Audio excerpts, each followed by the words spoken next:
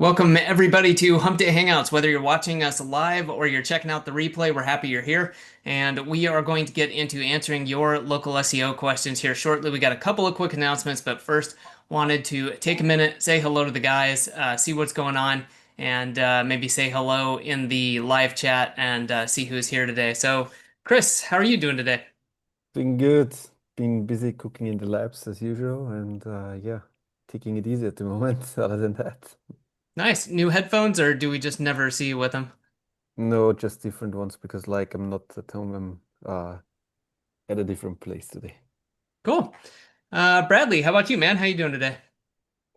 Busy as all hell, but good nonetheless. It's been a good week. Been very productive. Made some pretty big business decisions this week that I think are going to help increase profitability and such. And so it's been an interesting week. I haven't had a lot of time to strategize and plan recently, but I made some time over the last couple of days and actually had some conversations with some colleagues as well, and have kind of some new direction that I want to take some of my operations in. Like in other words, integrating more AI and stuff like that. And so I think it's not going to be easy, but it'll be worth the effort because it's funny. I was going through my operation costs for my white label link building service, and I know by just implementing AI, like I said, it's not going to be easy, but I can instantly add about $10,000 in additional profit margin per month just by automating some of the stuff that we have personnel doing. And that's not a joke. And so I started on that this morning a little bit, just kind of thinking through it, and spent about 30 minutes thinking through it and kind of planning it out and doing some research and stuff. And even started some prompt engineering to try to get like just start because I don't even know Yeah. really where to start. So I went to Anthropic console, and just because it gives you like there's a module in there for developing prompts.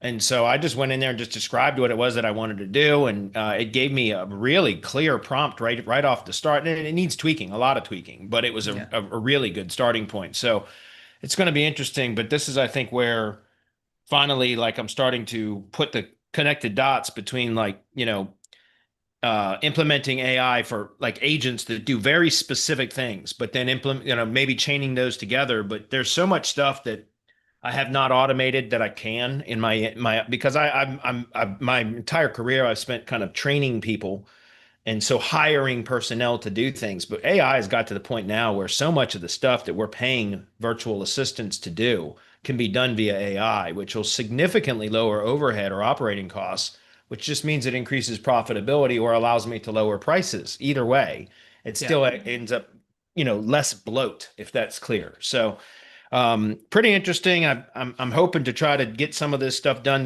in fact, in part to reclaim my time, which will allow me to strategize more. So it's been an interesting week, but I'm kind of excited nonetheless. Nice. Well, I know people will be excited to kind of hear what's going on with that, and I know we're going to be implementing some of this stuff in Semantic Mastery. Yeah. So, speaking of services and agency stuff, we have been talking about this the last couple of weeks on Hump Day Hangouts. Next week, we are going to be opening up for a limited number of customers for semantic SEO. We'll be sending out an email with some details about that, the different services that are available. And again, this is stuff that you can use to white label. This is all stuff that Bradley has used, developed, refined over the years, and he's got this stuff down. And we're going to be sending out basically a menu that you can peruse and see if that's going to be a good fit for you so you can spend more time working on your agency, growing your agency, and using semantic SEO as your fulfillment partner. So, the other thing I wanted to say was a lot of people are really enjoying the newsletter. We've got two newsletters. If you're not aware of that, one you can go to semanticmastery.com, sign up.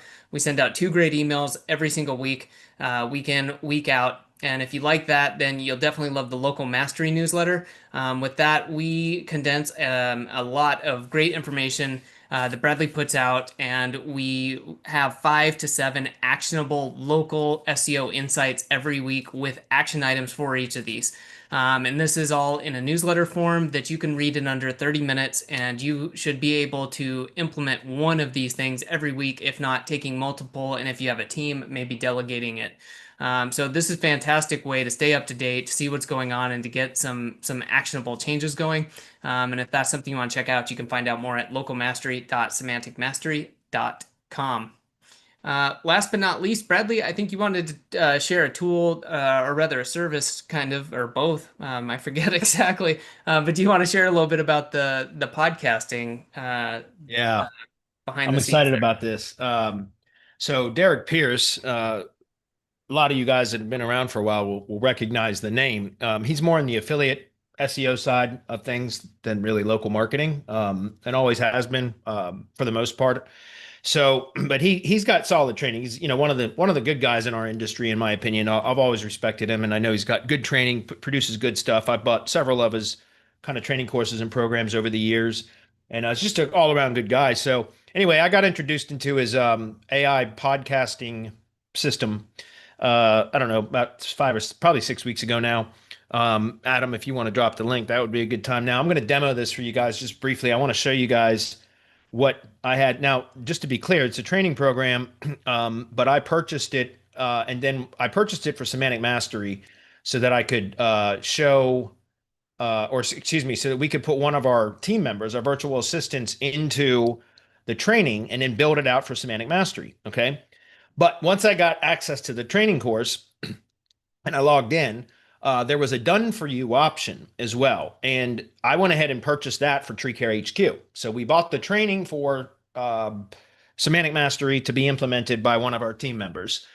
And then I bought the done for you setup from Derek for Tree Care HQ so that I could have it built quickly without the learning curve. And because then we would have a working automated AI podcast that we could then use when the team member from Semantic Mastery goes to build it for Semantic Mastery. He'll not only have the training, but he'll have a working AI podcast that he can use as kind of a model to make it easier to build, if that makes sense. Okay. So I went ahead and had this. Derek's been building this for me, and it's funny because when Derek sent me the here's, by the way, here I just want to show you guys really quickly. This is the link to the training, just to be clear. And I would encourage everybody to watch this because I'm surprised the video didn't pop. That's weird. There was a video on this page yesterday. Anyway, just check it out. I'm going to demo it for you right now, anyways, guys. But here's the thing, like, so. Well, I had Derek build this inside the dashboard. Once you get into the training program, there's an option to have him do it for you. I went ahead and hired him to do it for me so that it was done quickly, fairly quickly and done right. And it's funny because we got on a call. Derek reached out to me after I purchased and said, how do I get started or whatever. We scheduled a call and we got on a call and he was like, hey, I've sold dozens and dozens of these training programs, but you're the first and only person that has purchased it done for you setup. And I was like, well, great. And I was like, look, I'm not in any hurry. I'm not.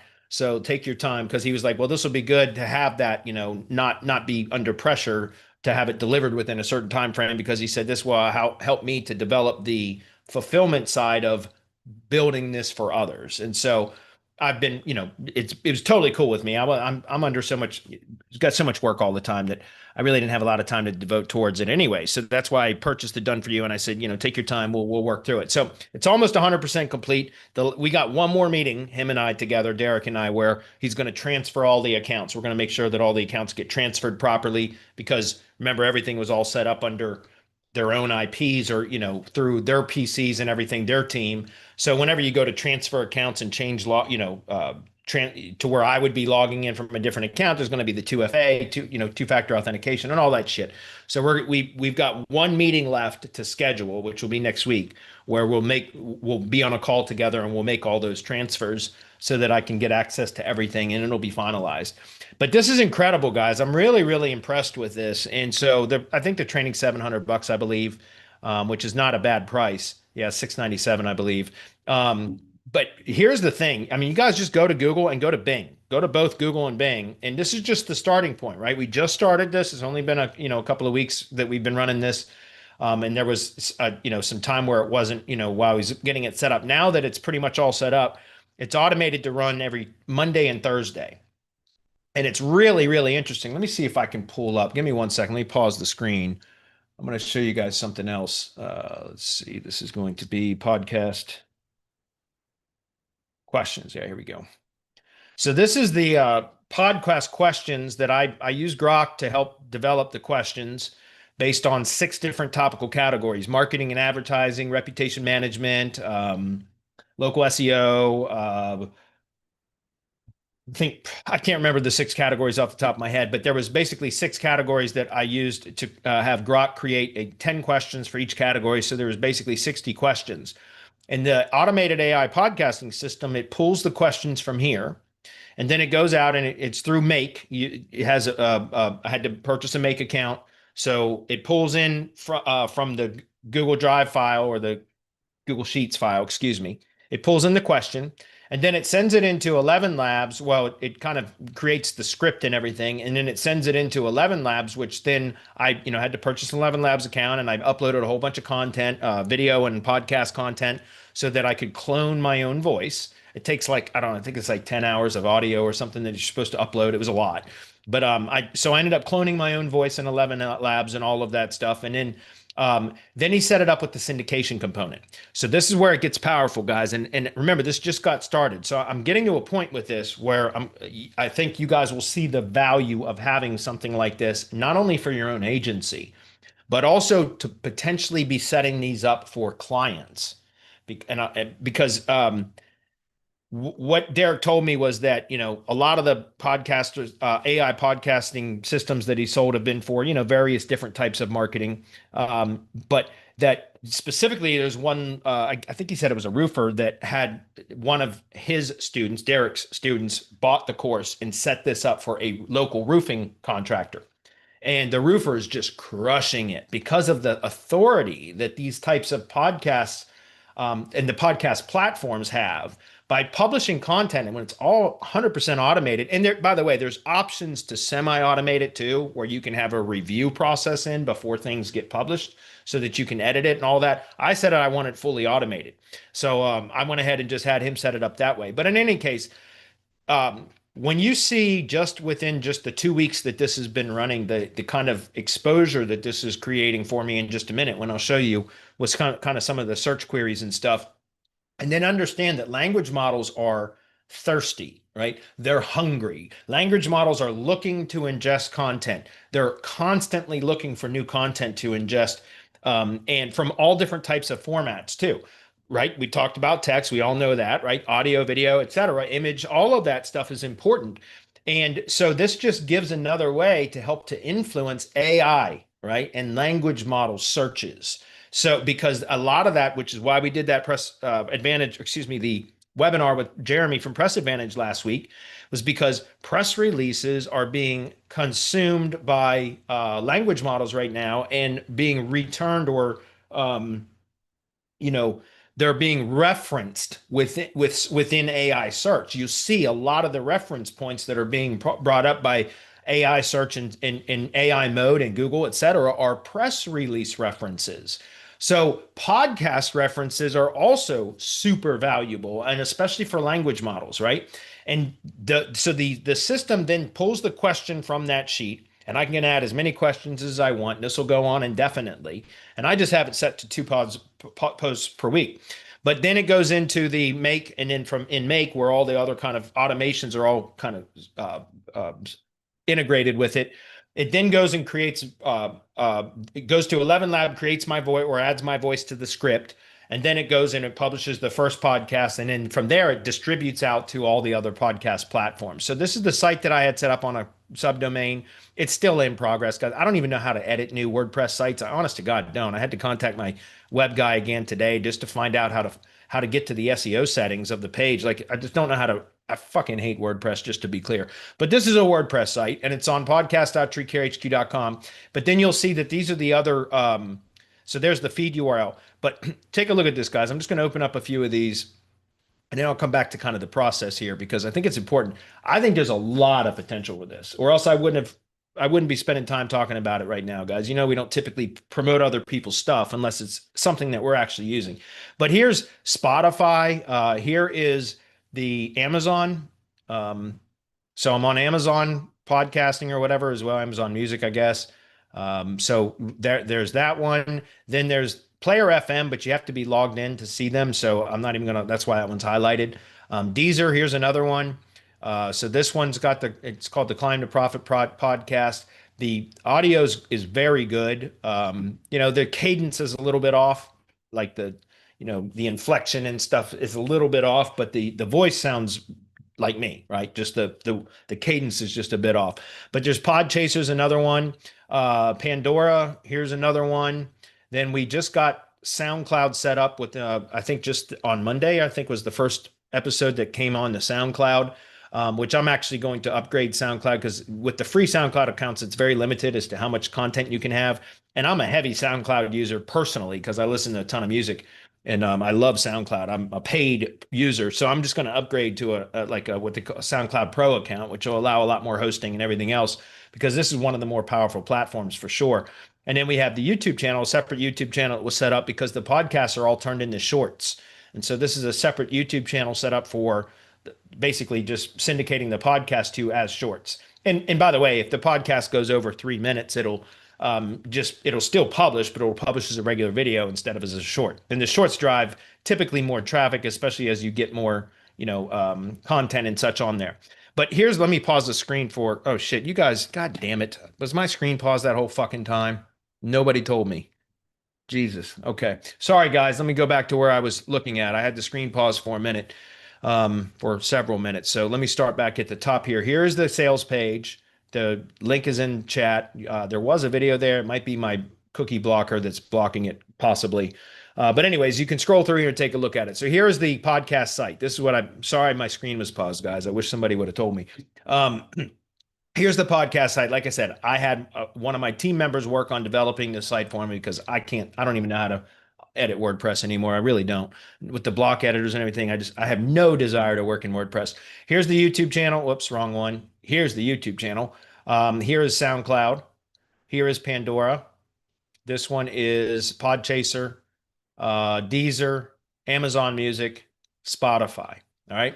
So I'm going to pause the screen again. This time I'll make sure I unpause it, but I want to go back over to here quickly and I'll show you a couple of examples. I'm just opening up Firefox, and let's do this. We'll do Tree Care HQ. Now, I know this is just a brand search for now, but very quickly this started populating. Now, take a look. This is in Bing, right? And then we'll go open up Google and do the same thing. And it's brand new, guys. So, by the way, one other thing I've got is I went to this Legit gig right here. There's two guys on Legit that Gemini guy is the guy on Legit that's supposed to be like the IFTTT network ninja. But I decided to give this dude a try. So I bought this premium syndication network. Which, by the way, we invented that shit. I'm not kidding. So even these diagrams were stolen from us from when we first launched the IFTTT SEO product, which became later Syndication Academy. I developed all those graphics myself, and every other Legit and Fiverr gig provider that's ever built IFTTT networks stole all of our graphics and rebranded them, and it's funny. But anyways, I don't have anybody build them anymore. We just outsource it. So I decided to plug the podcast into this. Now this has not been delivered yet, so it should be delivered by the 8th. So I really expect to see over the next few weeks, once these syndication networks get delivered and start to populate with these podcast episodes, I'm going to do some link building to these different network properties and such. And what happens is we're going to have this massive amount of content going out in audio format, which, remember, the audio format can be transcribed and converted into text format also with a simple automation. So we can have a combination of audio and text-based posts being published on autopilot 2 times a week, coming from this site here, from the questions that were based on the questions that I provided, which I showed here, but again, the screen was paused. So here's just kind of a list of, there was 60, but one of them was already published, so it removed it. So this is the 60 questions. And like I said, if we go back and take a look at this, what's really interesting is we can see that it's populating, and it's kind of interesting that it brought something else in, like, that wasn't related to that query. But Bing does that. I've seen that fairly often with Bing lately, is that they bringing in stuff that wasn't really related to the original query. But it's coming out quite good. Like you can see, by the way, I just set up a press release press advantage organization page for that, because once I get the syndication network up back, I'm going to publish a premium press release also to help promote this also as well. So I'm going to do a lot to promote this, and then I'll get back to in just a minute how you can apply this to a local campaign as well. But here it is in Google. And so again, in Google, you can see we've got a lot of stuff popping up that is relevant to this. And so where I see this being, like, after I get this tested for my own agency, and then also for Semantic Mastery, we're going to have one of our team members build this out as well. Then I'm going to start implementing this for local clients. I'm going to build this or have it built for one of my tree care contractor clients and I will probably eat the expense on that. So I might even end up doing it for one of my own my lead gen assets or something, just to test with it, right? To figure out how to get it to work on a local level. But where I can see this being incredibly powerful is what Derek told me was, I think he said it was a roofing contractor. One of his members or students or whatever set it up for a roofing contractor, and they're just absolutely crushing and dominating their area because because they can cover all sorts of topics, not just specifically roofing stuff, but all different types of topics about, home repair related stuff that just builds a lot of brand authority because of the sheer amounts of content that are being produced and published on these high authority platforms. There's constantly referencing the brand and the associated services that the brand provides and in the areas or locations. So in other words, you can take a list of search or of questions such as this. These are basic, or these are questions that are not localized because this is for a national campaign. But you could take questions like this and localize them. Now, these are marketing related questions, but I'm talking about questions that are related to products or services that a local business would provide to their consumers in that market. So taking a list of questions that could be all about, different aspects of home repair and things. And I'm just talking about for contractors, but it could be converted into pretty much any sort of industry as well. With the proper questions, and then you localize the questions, right? You just add location modifiers into the questions. Cities, counties, and possibly even, I haven't tested yet, but possibly even region, like metropolitan areas, right? Regions, and see how that performs. But like I said, once I get this up and running with my, it's running now, but once I finalize it by having the legit gig back and all that kind of stuff, and and probably another month or so of content, which would be about another 8 posts, I should have a much better idea of how I'm going to implement this for a local contractor type thing. And then once I set that up again, I'll share more about that once it's up and running, especially if it's successful, which I expect it to be. So I'm really, really impressed with this. I think the way that this is working out now, and with the list of questions and the way, I'm really impressed with how this is coming out. And so I would encourage you guys to check it out. Like I said, we have not built it yet. Now that we have the done for you setup, it's going to make it easier to then go model this when we go through the training and build it for Semantic Mastery. And then again, like I said, I'll probably end up just having our team member from Semantic Mastery build it out for a local tree service company as well, since he will be the one that has already built it. I'll have him probably build a second version of it for that. But just wanted to share that with you guys, because as we've talked a lot about this lately, we should be publishing a shit ton more content, guys, on external domains in multiple media format, right? So that's why this is perfect, because this is audio that can be converted to text very easily. Then we have press release options, which can be used to promote podcasts, as well as press releases alone, as just standalone press releases are crushing it in language model search, AI search, whatever you want to call it as well. So I would encourage you guys to consider that. And then again, publishing content regularly and consistently from an external domain, not the main money site. So that's where, again, even syndication networks will come back into, I think, have become important again. But I don't recommend using your main website as the content source unless you're going to set the main website content to no index. And then it can be used to create as the content generator, the content engine, so to speak, but it won't create competing pages with your main website. So you can create, for example, a blog category on your main website or client's main website or whatever, and set that particular category to no index. And then you could use that one category to publish all of your content in, that will then go syndicate out across these apps or these syndication network properties, because then it's not competing with content on the main website because they're all on external domains, if that makes sense. I still we are developing as part of Brand Expander, because it used to be Syndication Academy, and we rebranded it as Brand Expander, and then it may go back to Syndication Academy, or just Brand Expander with syndication, right? Because essentially I'm having an AI app developed right now that will take a piece of content from any sort of RSS feed, and then basically rewrite it, reformat it into multiple formats, audio, video, text, images, like infographics, etc., and then redistribute those through these types of syndication networks. So even right here, which would be the RSS feed that stands as the content source or the trigger, which then will populate out across all of these other network properties. And then there's tier 2 triggers, where there's the RSS feed from Blogger feeds a secondary tier 1 network, or excuse me, secondary network. The WordPress feed feeds another one, Tumblr feeds another one, etc. And this is all from training that I developed many years ago. Like I think it was 2015 when I launched that training. But the reason I'm bringing that up is because, again, the content source can, instead of just doing a direct republication from that original content source, we can place an agent between the feed and the trigger point at IFTTT that then will repurpose the content, rewrite it, etc. So that instead of just doing with the podcasting, I'm just going to do straight up syndication. I'm fine with that. But for written content, especially content coming from the blog, I think it's better to reformat it, rewrite supporting or draft supporting content from that original piece that then when it republishes, or not republishes, but publishes out on these syndication network properties, it's supporting content with an internal link pointing back to the original content piece, but it's not a republication.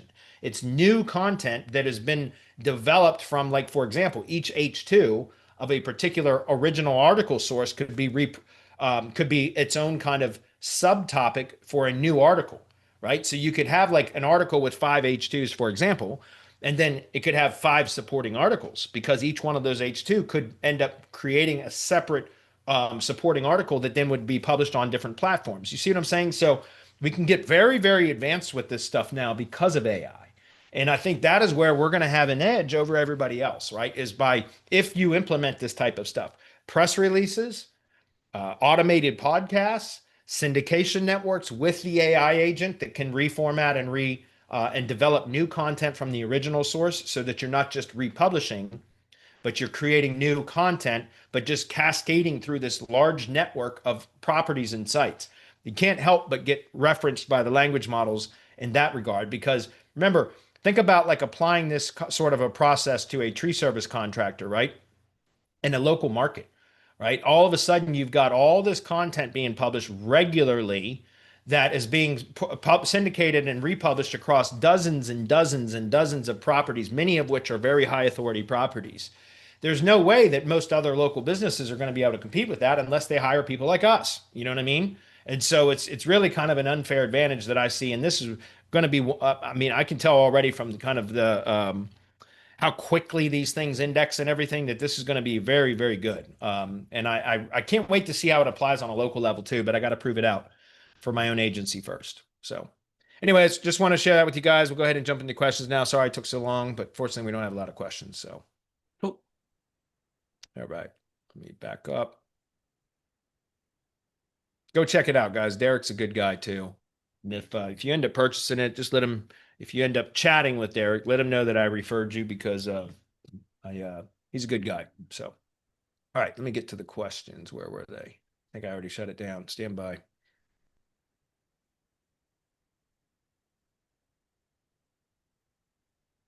I had him open and then I dropped it. All right, there it is. I know my screen's paused this time. I know it. All right, here we go.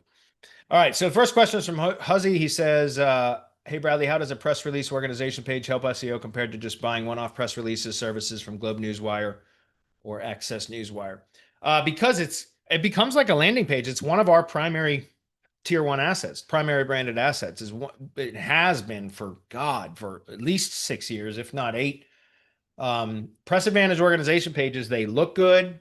They act as like a blog roll or an archive page where it keeps track of like all of the posts that have been, or press releases that have been published in that organization are all referenced right on that page. It's an embed hub. It's an embed hub or an entity hub, right? Where you basically can embed the Google Business Profile. You get an NAP reference, so a citation. You get a link back to the site, but you can also embed the site if it's embeddable. You can also embed the ID page with, it's got a 1x1 pixel. So it's like a hidden embed that you can add the ID page into the ID page URL section, or the secondary embed field in the Press Advantage organization page settings. There's a secondary embed option, and that's where the ID page goes, or what I recommend you put the ID page. And then it can also connect, Facebook page, etc. So they're very, very powerful. The organization pages, when they're optimized and when you are publishing content, and that's part of the reason why we use them in the ID page, because then it ends up becoming like dynamic updates, right? The ID page, which is typically a static page, now has a kind of a dynamic aspect to it because it has an embedded Press Advantage organization page. And if you are publishing press releases, then every time you publish a release, it creates a new reference to that release in the organization page, which is embedded in the ID page. So it gets the bots crawl back to the ID page again. So it's very, very powerful for that. Let me see if I can give you an example of one. Trying to think of, I probably got a client site I could pull up. Give me 1 minute. I got it paused again, so stand by, guys.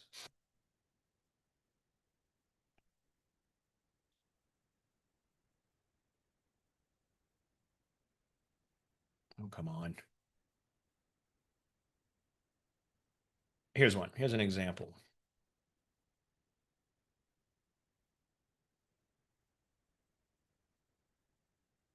All right. This is for a tree service contractor. That's not what I wanted. Give me 1 minute. Sorry, guys. One more. All right. Here's an organization page, and I'll show the ID page in just a moment as well. All right. Let me grab the ID page. I know it's still paused. Give me 1 minute, guys.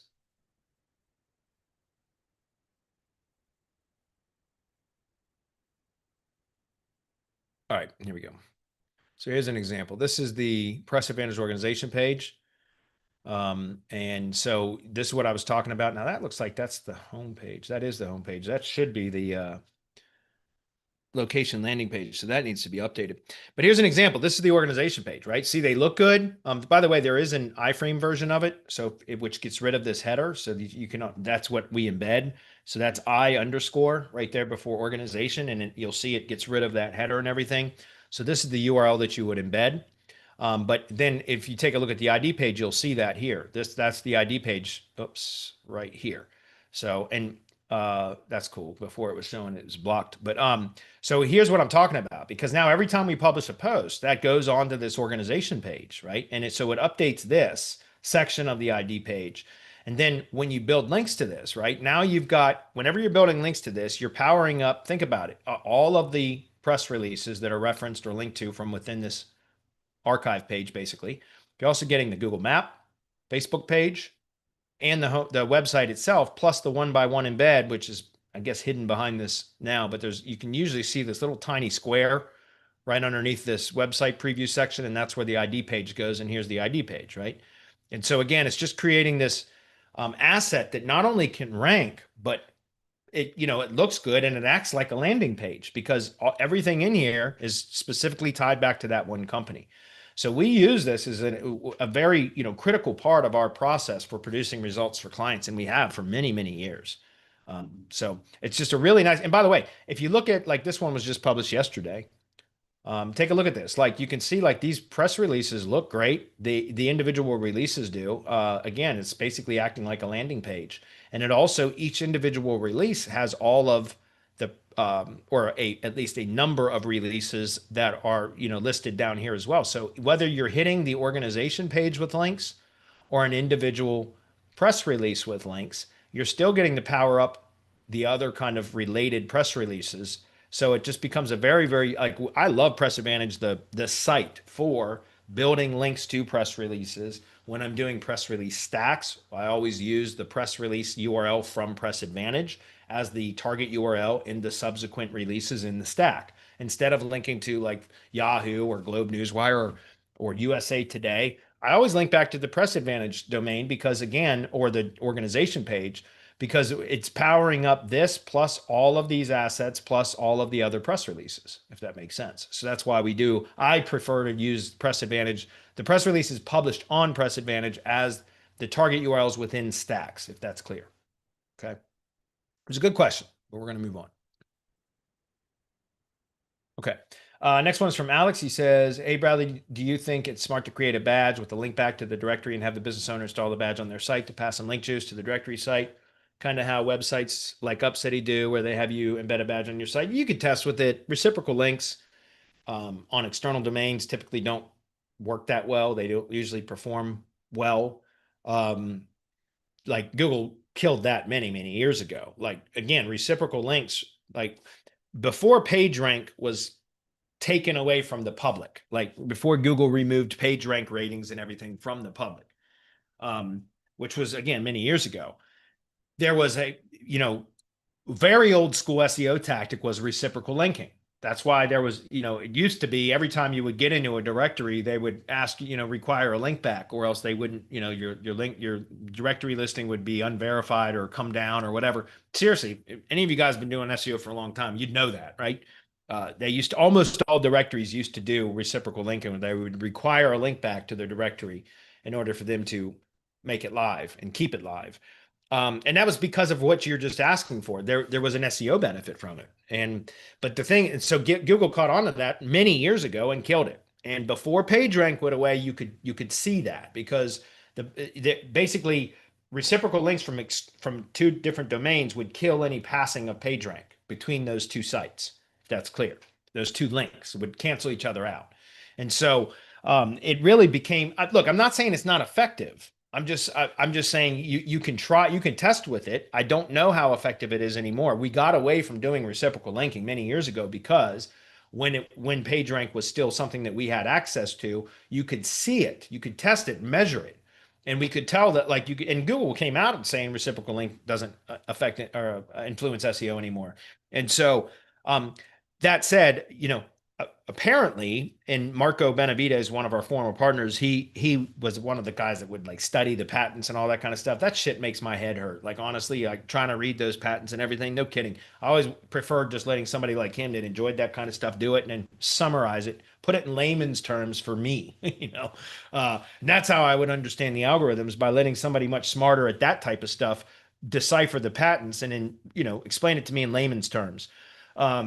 But I remember he said many years ago that the patent actually says that in reciprocal links kill PageRank transfer even when it's on the same domain. So having two pages on the same domain that link to each other kills any passing of PageRank. And I 100% believe that then. I still believe it now, but I got away from doing any reciprocal linking from within the same domain. So internal linking, I'd go out of my way to make sure there was no reciprocal linking anywhere on the site. And now if you go look at my site templates that I set up for Tree Guys and everything, it's all about reciprocal linking on the same domain, right? You create one page for every service, product or service, one page for every location that they're trying to target, and you reciprocal link between them. So within each service page, there's an element block that lists and links to every location page that service is available to. On each location page, there's an internal link block that lists and links to every service page or product page that's available at that location. So what is that? That's one great big reciprocal link. Every service page links to every location page. Every location page links to every service page. You see what I'm saying? And when I start, and for years I avoided any kind of sort of reciprocal links on the same domain because of what I understood from that patent. But then it was 3 years ago when the algorithm changed, or roughly 3 years ago, when the algorithm really shifted from a keyword-based algorithm to an entity-based algorithm.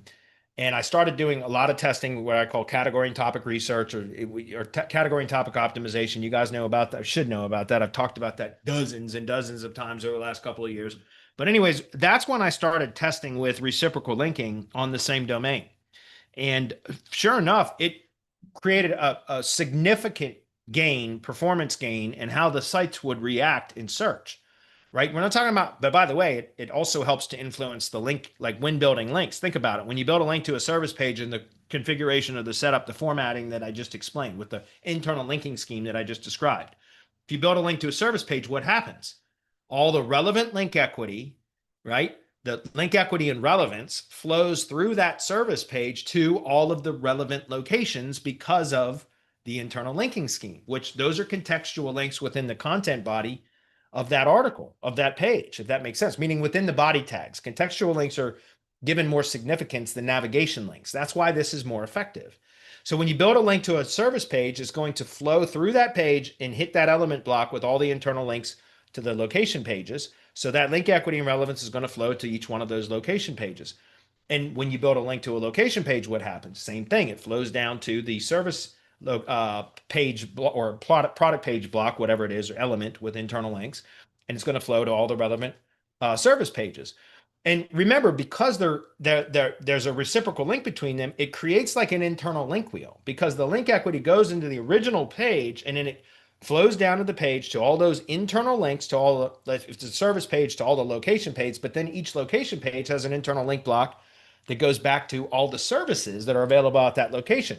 So you create like one link wheel that then all of a sudden just boom, like exponentially increases into all these additional link wheels between one service page and one location page, right? So each one kind of has its own link wheel. So it becomes very, very powerful. So regardless of whether PageRank would actually pass through reciprocal links or not, which I know on external domains it does not, but on internal linking, I found that that's actually beneficial. Now, again, many years ago when we first kind of, and I learned about this and I went out of my way to avoid reciprocal links on the same domain.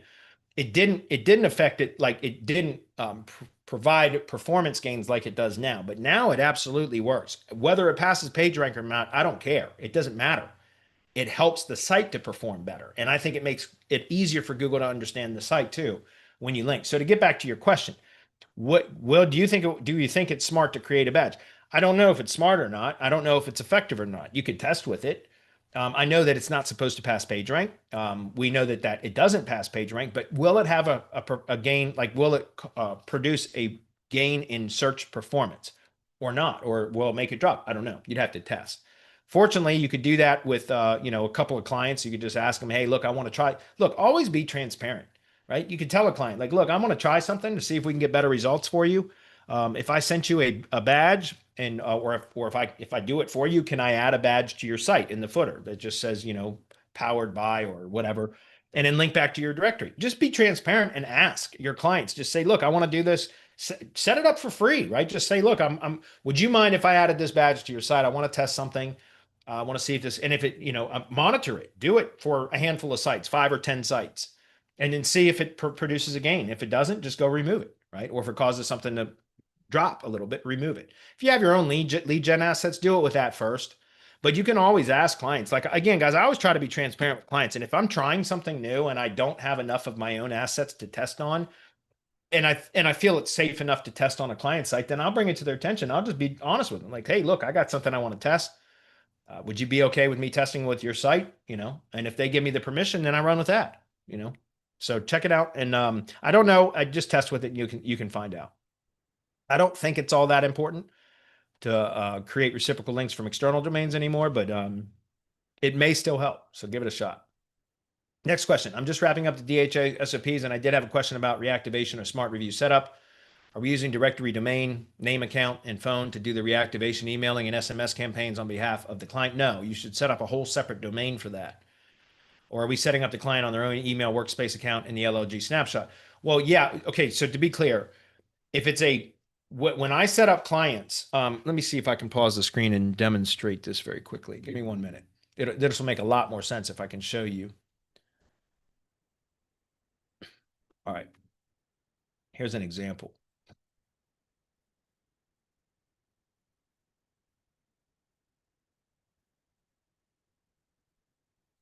David Morgan, what's up, buddy? Good to see you, man. Haven't seen you here in a long time. Let me get over here. And I agree with you, David.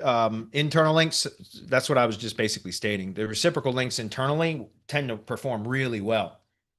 Externally, I don't think it's going to, I mean, it's been years since I've even tested it because I knew that it killed PageRank and it seemed to be worthless. But remember, we're not just optimizing for Google anymore now, guys. So reciprocal links may be beneficial for language models, right? You know, I have no idea. You'd have to test with it. It's not something that I've got slated on my to-do list for testing, though, not anytime soon. So, but thanks, David, for your input. So here's an example, guys. This is Woodlawn Trees and Tree Care. They are one of my DHA, they're a client that I sold just one of my front end services to. All they have is reactivation and reviews. That's the only service that they're subscribed to right now. And so that is my domain, feedback@rating.page. That's my domain. So just so you guys know, you can set up a workspace account. And when you integrate, let me just show you, when you click it in high level, when you're adding a workspace account as your email provider, which you should be at all times, in my opinion. I did a shit ton of testing in high level with their, what used to be Mailgun, but now is Lead Connector Email, which is just them reselling Mailgun. Like the inboxing and deliverability and everything for cold emails and things like that, or emails where there's not a lot of kind of history between in communication history between the two, whoever's communicating within that email chain or thread or whatever. It's not great. That's why I always recommend using like something like Instantly or whatever as kind of the cold emailing app. But once you have a conversational, like a transaction or something where it becomes more conversational, right? After the cold email and it becomes an actual conversation, it gets piped in. Like as soon as we get from our directory outreach process, as soon as we get a contact that replies from Instantly, it creates a contact record in high level, and then we take over the conversation in high level. But what I'm getting at is specifically for local business clients that you sell this to or sell whatever to. Whenever you go, I always recommend that you have a dedicated domain. If I show you Gmail right here, here's the email address that you would add, that you would be sending from. In this case, it's feedback@rating.page. And then the password is an app password that you create in Google. It's a simple process. Here's the instructions on how to do it. And that's that. I don't know what the hell happened there. That's weird. It's like, that's really weird. Refresh that. That's odd. Anyways, it's a very simple process. But once you create the app password within your Google account, then save that password in a spreadsheet or whatever. And you can use the exact same email and the exact same app password to add this email to every sub account. And so just to kind of be clear about that, here's Instantly. Let me show you. We have feedback@rating.page. That is my email address that I use for all LLG or clients that I put on high level. So whenever I sell a tree service contractor client, we use my email account, feedback@rating.page, because it's pre-warmed, right? It's got a good reputation. Health score is 100%. It's used on every single one of my sub accounts until the client becomes subscribes to a higher level. Once they hit a particular threshold, then I will go set up workspace account for them. Or if they already have a workspace account, I'll integrate their workspace account with the high level app. But I only do that once they've hit a certain retainer level, because I don't know how long they're going to stick. I'm not going to go through the process of setting up a new workspace account for a client that's only going to be with me for a month. And you have no idea. So I wait until they hit a particular retainer level. And then I will go in, and if they already have a workspace account, then I'll schedule a call with them, or we'll get on a Zoom meeting and we'll knock it out very quickly. I just need them to be able to provide permissions while I get it set up. Or I will, if they don't have a workspace account, then I will set one up for them. I don't even charge them separately for it. It's just part of the retainer. I'll go create a workspace account and then integrate it. Well, I'll put it into warming because I'm going to warm everything up and Instantly, and then I will plug it into their high level account. But in the meantime, there's no need for waiting for a domain to warm up or anything. So I can sell. And by the way, just so you guys can see, this is what the list reactivation page looks like, because that's what you were asking about, right? So here's the discount funnel. So we can set immediately, we can send out right after I deploy the sub account. Like the moment that I deploy the sub account, this page right here is already built, because all of this is driven through custom values. So when I deploy a sub account, I take all the contact information that has been collected by the client when they submitted the intake form after purchase, after checkout, they go to an intake form. It gives me all the details that I need that then just get copied and pasted into the custom values that I have set up in the snapshot. So as soon as I hit, deploy or save on the custom values or whatever, this page, which is on another domain of mine, which is claim.page. You guys see, I was just showing you the email address was rating.page, right? So it's feedback at rating.page. So we have a rating.page, which I'll show you that in just a moment as well. And then we have a claim.page. Well, this is for the discount funnels. So I use the same two domains. As you notice, this is on a client sub account, but all clients are going to get their discount funnel set up on a subdomain with their branded subdomain, then claim.page. This way, everything is branded for them, but it's on a domain that I control and I own, right? The same thing goes with the excuse me, where was I? Back here with the email that we use for sending notifications for review requests or for database reactivation campaigns, et cetera. Everything is going to go through my domain until they reach a certain level, subscription level. And then I will go in and integrate their own workspace account or create one for them, if that's clear. And that way you can immediately, the moment that you get that sub account deployed, and configured properly, which again, if you set everything up, you can do almost everything through custom values, which makes it so much easier. Then we can start immediately. The only one thing that takes a little bit more time than anything else right now is the phone numbers, getting the phone number approved. For a while, I was doing 800 numbers or toll-free numbers because they were getting approved a lot faster. Now it's the other way around. It's actually the A2P verification is which has an expense, by the way. That costs $25 to do the verification process, but the toll-free number verification, I believe it's free. At least it used to be, but I know they just recently changed that. So I've got to go back through and go through that process again to see. But the A2P verification is done usually in about 3 days now, 3 business days. So again, getting it, that's the one thing that I will tell a client when we sell them on the service. Either the reactivation and reviews campaign is the service, which by the way, you can take a look at that here, reviews.treecarehq.com. That's the checkout page that I send to the client whenever they decide they're going to check out. And this is also in the email sequence. So again, I show the discount funnel. That's what I just showed you. Then the claim page, which that's the last thing I wanted to show you, was this here.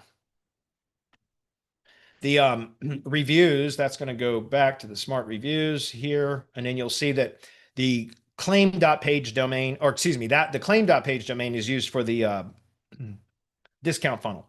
But the rating.page, that's for this here. This is the page that the clients go to that are on the lower tiers that don't have access to the app, I don't give my clients that are on the lower tiers access to the high level app. We use that internally for managing their campaign, and it's pretty much all automated anyway.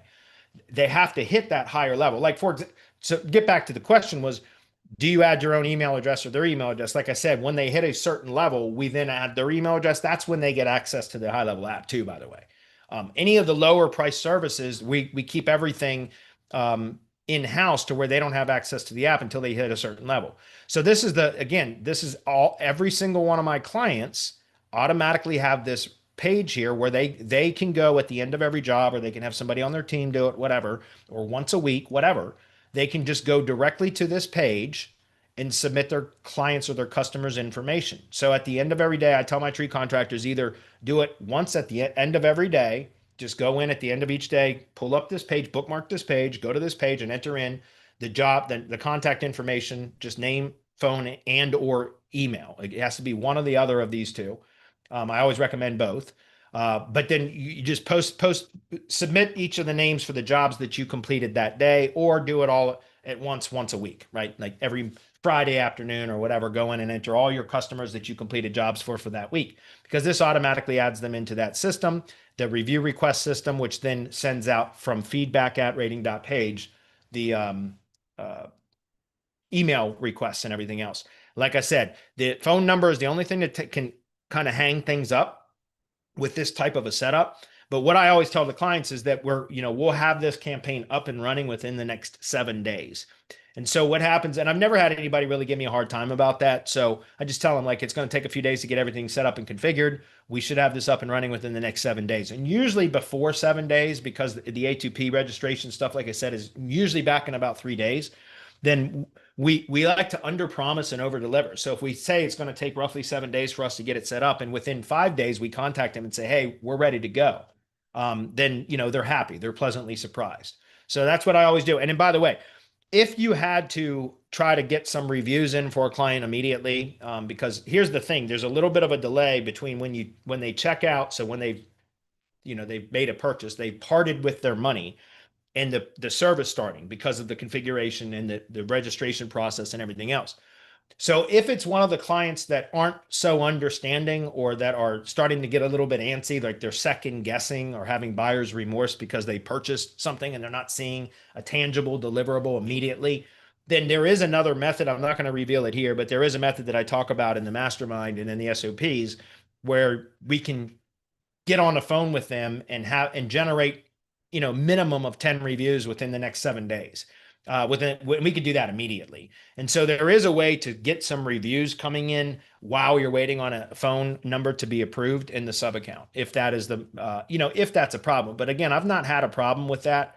When I just tell the client right out of the gate, look, when you check out, we need about 7 days to get your campaign set up. And before we're going to actually start the outreach for the database, the list reactivation, or what I call it a comeback campaign when I'm talking to tree care contractors. Shaking the bushes is the name of the product, or the service, but it's a comeback campaign, right? So that's what it's showing right here.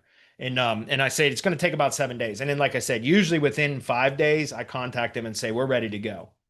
Is it cool to start? And then, yeah, let's go, and then we're off to the races. All right. So hopefully that's clear. All right, moving on to the next question. That was another really good question. But again, guys, like I said, keep track of when you set up an app password for whatever domain, keep one domain. Just buy one domain that's generic. Like, guys, I spent a lot of money. I spent like $800 on each of these 2 domains that I just showed you. Where was that? Email services, claim.page and feedback, or rating.page, excuse me. And then I just had to renew them. And the renewal fees were $350 for each one of them. So I just renewed them like in the last couple of weeks, no kidding. So they weren't cheap, but I love those domains because those are great for this type of a service, right? I mean, yeah, look at those pages, right? I think it's perfect. So it's an easy way to kind of get stuff set up. And when you set up an app password for a Google account, like I said, you can then use that same workspace account for as many sub accounts as you want. And you only have to set up the app password one time. That's it. And then you use that same one every single time. And as soon as they get to a higher paying level, then you can integrate their own workspace account, which I highly recommend that you do at that point. Okay. Next question. Do you usually activate the offer follow-up sequence for all the products at once, or just the one you focus most on the delivery call? Just the one, only do one offer at a time. One offer at a time. You can add into the automations, the sequence at the end of each of those nurture sequences, you can add a step to automatically add.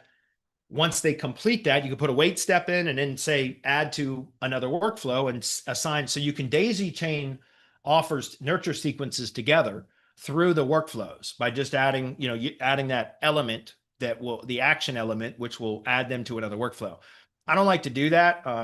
I prefer to do it manually, or have a VA do it right now, just because we kind of look at the activity levels of the emails and things like that to try to determine how engaged they are. Because like I said, if I can tell that a contact is more engaged with the emails and such that we're sending to them, then I'll do some additional things. Like I talked about this before, like we'll publish a rep video. I've got like 1,400 credits in rep video. No kidding. So it's like, it doesn't, I mean, I have no reason not to publish a rep video. If I feel that the contact is engaged and they just need a little bit, something to push them over, like, get them to pull the trigger, right? Then we'll do some additional things for them, like value added type things to try to entice them to make that purchasing decision. Okay. So just one at a time. Why do I have to keep paying for Yext Power Lessons every month? Can't I just pay once?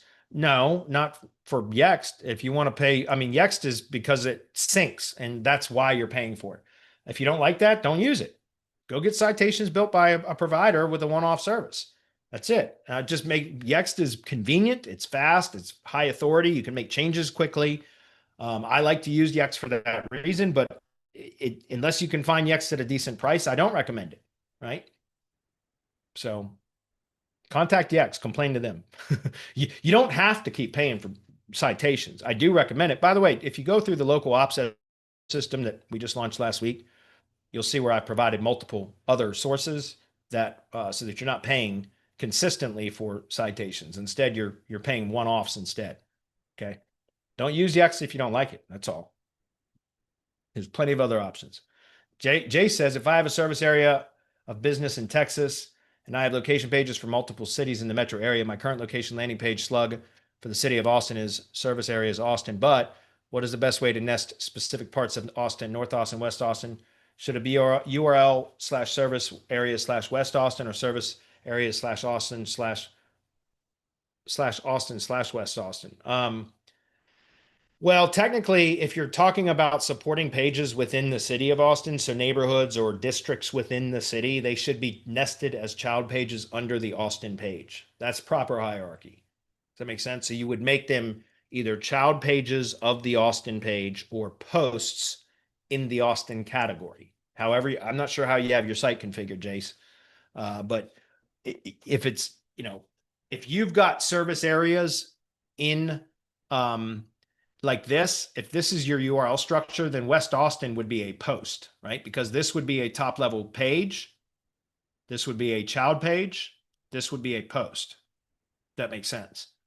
But I don't know, why would you want that in the URL structure though? That's a sincere question, not a gotcha question. Like, and I know you can't answer, but why have that in the URL slug? That makes no sense to me. I don't understand why SEOs do that. Like, get rid of that. Like, you can have a service areas page, a navigational page on the site that makes it easy for visitors to find where they identify where they want to go on the site based on the location that's most relevant to them. But there's no reason to have that in the URL structure, right? That creates there's less link authority, internal link authority. Each time you add another folder or directory, so another level to the URL structure, you're losing internal link equity. Like, you lose value. The closer it is to the root domain, the more internal link equity the page receives. So why have that service area section in the URL at all? That makes no sense. And I'm not picking on you, Jace, just to be clear, but I don't understand why people do that. Like, service area or locations, and then it becomes part of the silo. And so you just create all of this. It doesn't make any sense to me. You can have a service area or locations pages on the site that is a navigational page only for the visitor to quickly identify which location is most appropriate to them. But that doesn't need to be in the URL structure. You could go straight from domain.com to Austin, or top level product or service pages, or top level location pages. Now those are top level pages, hence the name. And then you would add your supporting pages as child pages under the top level page. That way it's not 3 hops away from the root. It's only 2 hops away, supporting pages, right? So I would have a page for Austin that would be domain.com/Austin or Greater Austin, right? Which is the region, right? But that is what you could actually put as the service areas page, right? Is Greater Austin, or on the homepage if Greater Austin was the region that you targeted. So I'm just saying you could do that. But for the city of Austin, I would have a top level page for Austin. And then I would have sub pages or child pages for the districts or areas or sections or whatever, communities, whatever that it is that you're targeting more granularly within Austin. They would be child pages of the top level page. That's the appropriate way to do that. Okay. And it's going to give you better SEO value too. All right, we got to wrap it up here, guys, in just a minute. I think this is the last question, and we'll look at comments. So, do we know if a monthly press release add-on is needed for a semantic links campaign? How do we know? James, right now, if you have a budget for it, do it. I'm not kidding. Press releases that we sell through semantic links are not really much of a profit center. There is a little bit of margin there, I'm not going to lie, but it's not much. I literally offer that as a convenience factor for our clients. But if you have if you're doing client work, James, to get your own Press Advantage account. Like, I'm not kidding. You will save yourself a lot. Look, guys, I think everybody doing local marketing services right now should be using press releases. Full stop. You want to get in language models, press releases is one of the ways to do it. Another one of the ways to do it, podcasts, which is what I was showing earlier, wherever the hell that I closed it down already. And you can do it other ways too, but press releases are crushing it in language search right now, or AI search, in AI mode. You'll see the references all the time, right? So I highly recommend everybody that's providing local marketing services should be using press releases, which means go get your own Press Advantage account, right? We did that offer with Jeremy just last week. I don't know if it's still open, but go check it out. Let's pause for a minute. See if I can find that link real quick. I'll put it in chat and you guys can go check it out.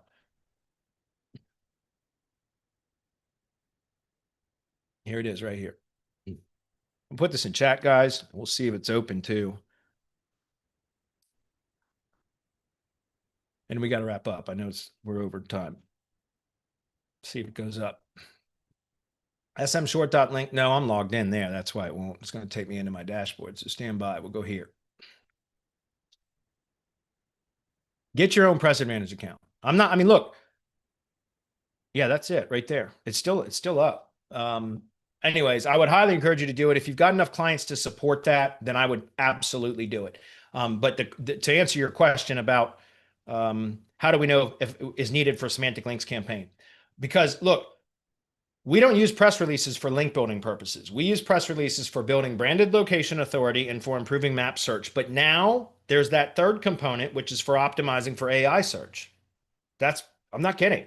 So yes, you get links from press releases, but I don't use press releases because of the links. I use press releases because language models are ingesting them and referencing them. You can use it to build branded location authority, and it can also help to improve maps ranking performance, which is why we will link or do map embeds, but then also link to Google review, share URLs, images. Like there's all kinds of stuff that we do with press releases specifically to push authority into the Google business profile. But I'm telling you guys, anybody offering local marketing services, press releases should be absolutely integrated into your deliverables, your services. No question in my mind whatsoever. And so if you're going to be doing it regularly, get your own account. It's a lot more profitable in that way for you. I mean, I'll take your money. We'll publish them for you. It's no problem. But I would encourage you to get your own. You'll be more profitable. Okay. Yeah, that's what. Awesome, David. I'm going to go ahead and jump into comments now, guys, and then we're going to wrap up because we're 7 minutes over. David says, I used your IFTTT when you brought it out 10 years ago. Yeah, and we were building them for a long time for people. Brand stacking. Yep. 2015. Yep. Reciprocal linking. Yep. Let's see. Alex, would you also use single 866 number A2P verified for all SMS campaigns responded for sub accounts? No. As far as I know, you can't do that, Alex, because each sub account you have to issue the phone number within each sub account, right? So we do have one toll-free, like for the LLG local lead generation account. So the LLG brand that I set up. So Felling Pro for me, it has one. If it doesn't have its own Google business profile, then it's going to have one toll-free number that is common across all LLG sites, Felling Pro sites, right? The ones that have a GBP have their own dedicated unique phone number, but the ones that don't have a GBP or that have not been assigned to a client are going to use the same toll-free number, but that toll-free number is managed and hosted through my directory TreeCare HQ sub account. You understand? So my DHA master or agency sub account is where I issue the toll-free number for the LLG brand. And then I use that same toll-free number for all LLG sites. But the notifications coming from each individual sub account has to come from a phone number issued from that sub account.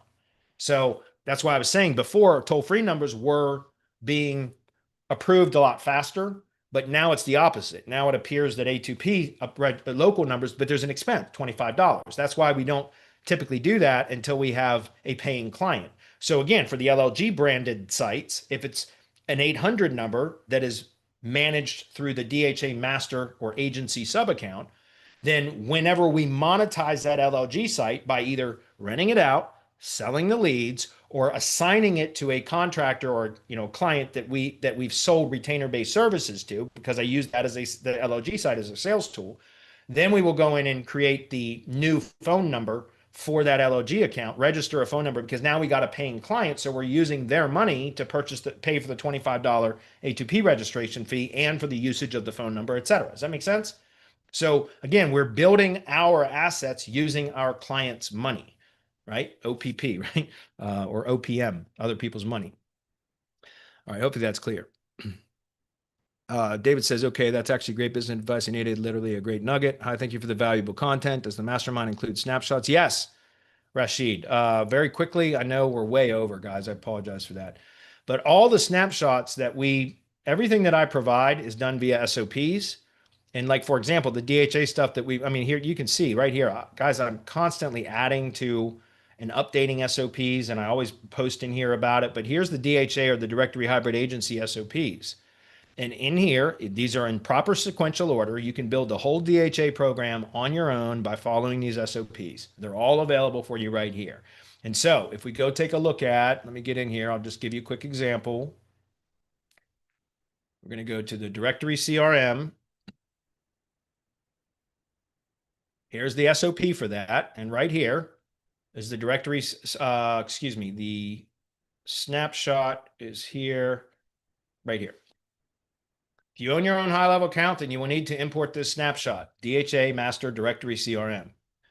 For all DHA program members or any mastermind member that wants to use the managed high-level account, which we call local leads app, we have a whole separate high-level SaaS or pro account set up specifically for DHA program members, where we will deploy all the sub-accounts for your master or your agency sub-account, plus any of your LLG branded sub-accounts and any of your client sub-accounts. We will deploy those for you with all our integrations and pre-configurations, everything done for you, so that you can focus on marketing and sales instead of the tech. That's why we do that for our DHA program members, because I want people generating more revenue, not fiddling around with high level all the time. So we provide managed, done for you high level accounts for DHA program members, and anybody in our mastermind has access to use our high level accounts at $197 a month, where we will deploy them for you with our integrations, everything pre-configured, so that you can focus more on the marketing and sales, the revenue generating things instead of the tech things. If that makes sense. So yes, we do provide snapshots for everything that I build. It's available for all mastermind members. And so back over here, wherever that was, again, those are the SOPs. We have other Flowster SOPs here, but the snapshots are always listed in their corresponding SOP, if that makes sense. Okay. Google and now AI all love the same thing. Content is really like cake for them. Yes, it is. David says, I can automate the IFTTT ring builds now, but I like to believe I have upgraded to your syndicate to a 3.0 level. Yeah, probably. David, it'll be really interesting for you. I'd love to get your feedback when we launch the N8N app that we're developing right now, which is like what I guess you would be calling 3.0, because it takes an original piece of content, reformats it, creates supporting content, different formats, image, video, audio, etc., and then publishes on various platforms. Not the same piece, but all this new content created from one content piece and 100% automated. We're in the process of just starting on the distribution app now. The content engine agent, there's the content agent, and then there's a distribution agent. The content agent is like 90% complete now. We're getting real close to that one being almost completely done. So in a few weeks, I'll have it ready for you guys to take a look at. All right, okay, guys, I'm going to wrap it up. Thanks everybody for sticking around. Sorry for making it so much longer, Adam. I appreciate you